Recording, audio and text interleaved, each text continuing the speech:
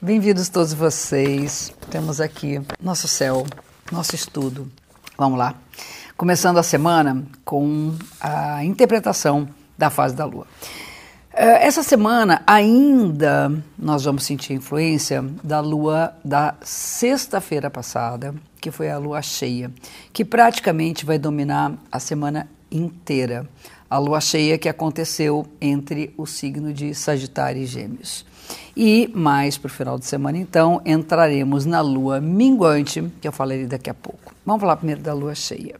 A Lua cheia é sempre um momento em que o Sol se opõe à Lua e essas duas forças se complementam. Que forças são essas?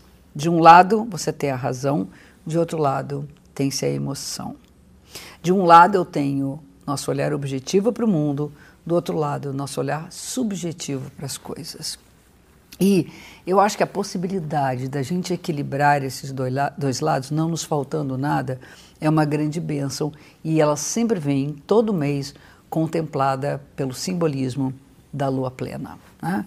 E os signos envolvidos na Lua são exatamente aquela mensagem que essa Lua nos transmite para esse período mensal. Na verdade, a semana atua com essa Lua e tudo aquilo que você está colhendo agora é algo que poderá perdurar por bastante tempo. Então vamos falar sobre Sagitário e Gêmeos. Sagitário é o símbolo do centauro, com a flecha apontada para cima, com os seus objetivos maiores, com seus ideais e com seus propósitos de vida. É correr atrás de um conhecimento, de algo maior para si. Ao passo que Gêmeos é a multiplicidade de interesses, a diversidade de assuntos, esse movimento constante do dia a dia, saber aproveitar o que está perto. Agora vocês vejam, que coisa maravilhosa você poder ir longe e também aproveitar o que está no caminho. É tipo numa viagem que você vai lá, sabe, sai do Rio, vai até Salvador, e aí tem uma meta é chegar em Salvador, é chegar na Bahia, mas no meio do caminho é uma cidadezinha aqui, uma cidadezinha lá, já dá uma desviada.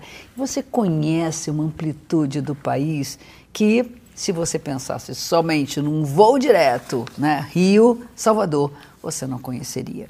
Então, ter essa profundidade do Sagitário e ter essa amplitude dos Gêmeos é tudo de bom. Sagitário tem a ver com a sabedoria e Gêmeos tem a ver com conhecimento. Só se atinge a sabedoria se nós tivermos muito empenho em querer conhecer. Então tudo é interessante quando se pensa em Gêmeos e muita coisa pode ir mais longe quando se pensa em Sagitário. Então aproveitem para fazer suas viagens, sejam elas geográficas, mentais ou sejam elas espirituais. Essa é a maior dica para essa semana. Por outro lado, a gente tem a Lua minguante começando a partir da quinta-feira, do dia 29 de novembro. Segue o Sol no Sagitário, porém agora com a Lua no signo de Virgem, é preciso voltar-se para o detalhe e saber avaliar qual o caminho que vale a pena seguir. Não é qualquer caminho que esse cavalo sai disparado e diz assim, é por aqui que eu vou. É preciso ter um olhar crítico, que é aquilo que Virgem estabelece. Uma outra questão que vai valer para a semana que vem, inclusive, é a ideia de que nós temos vamos dizer, um conflito, né? Eu acho que é importante falar de um conflito entre a teoria, que tem a ver com o Sagitário, e a prática, que tem a ver com Virgem. E teoria e prática deveriam sempre caminhar juntos, né? Você, com base num conhecimento, você pode aplicar esse conhecimento e produzir melhor, ser melhor no seu trabalho, nas suas relações. Porém, é a prática que irá fazer novas teorias. Quanto mais a gente vai comprovando que uma coisa acontece de um jeito, mais você poderá desenvolver um saber acerca daquilo que você experimenta. Então, essa é também a dica ainda para essa semana e para um tempo bastante grande da semana que vem, que a Lua Nova só vai acontecer no dia 7 de dezembro da semana que virá. Então, tem bastante tempo aí da Lua minguante. Vamos lá. Aí tem alguns dados interessantes. No início da semana, o Sol terá um encontro entre ele, Júpiter e Mercúrio. Então o Sol vai se encontrar com esses dois astros que, vejam só, Um é regente de Sagitário, que é o Júpiter, e outro é regente de Gêmeos. Então, isso é só para dizer para vocês que, nesse momento, tanto a comunicação que a gente tem para poder trocar uma ideia, para poder entender de alguns assuntos, quanto o desejo de se aprofundar em determinados assuntos, de encontrar propósito maior para a vida, estão altamente fortalecidos durante esse período.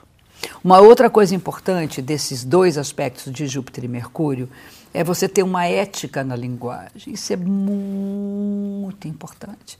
Eu acho que a gente sai falando qualquer coisa, né? E eu acho que é legal ter um comprometimento com aquilo que a gente fala. Até com o que a gente faz também. Mas sair falando qualquer coisa, não sabendo que isso tem uma questão social envolvida, que tem... Eu acho que vale a pena a gente passar a ser responsável por aquilo que você acredita que deve ser dito ou não, né? Então, esse é um toque para o início da semana. No meio do caminho, bem durante essa fase, nós teremos o Mercúrio fazendo um aspecto tenso com Marte, ou seja, dizer a primeira coisa que vem à cabeça realmente pode dar ruim, pode não ser legal, e aí tem que ter um certo controle. Também a área de comunicação fica turbulenta, também fica bastante tensa. Então, vocês veem que tem todo um complexo de coisas acontecendo de importante nessa semana que envolvem ética e comunicação. Posso até falar de liberdade de opinião e de expressão, por conta de Júpiter ser exatamente o planeta que fala da questão da justiça, e a justiça é fundamentalmente uma questão de liberdade, né? Só a liberdade é justa e só a justiça se houver liberdade. Então, essa é a dica da semana, né? E, peraí, ainda tem uma questão. No finalzinho da semana, lá para mais ou menos dia 30, dia 1º, nós teremos uma Vênus em oposição com Urano, que é o planeta que rege Aquário, que tem a ver com liberdade. Então, eu acho que as escolhas nossas precisam ser livres. E essa tensão pode significar a dificuldade da gente escolher livremente pelas pressões que vêm de fora. Outra coisa importante, Vênus tem a ver com afeto e amor. E nesse momento, algumas coisas precisam ser mudadas nos seus relacionamentos, nos nossos relacionamentos. E por isso, muitas vezes, algumas rupturas tendem a acontecer. Fique ligado, porque a ruptura nem sempre é a melhor atitude. Talvez seja mais fácil, já que não dá, então joga tudo para o espaço. É importante que você tente primeiro modificar para depois pensar em fazer algum tipo de ruptura. Agora, a ruptura ela é necessária, mas é uma ruptura de padrão, para que as coisas não se repitam e aquilo que você não queira mais que aconteça, deixe de acontecer.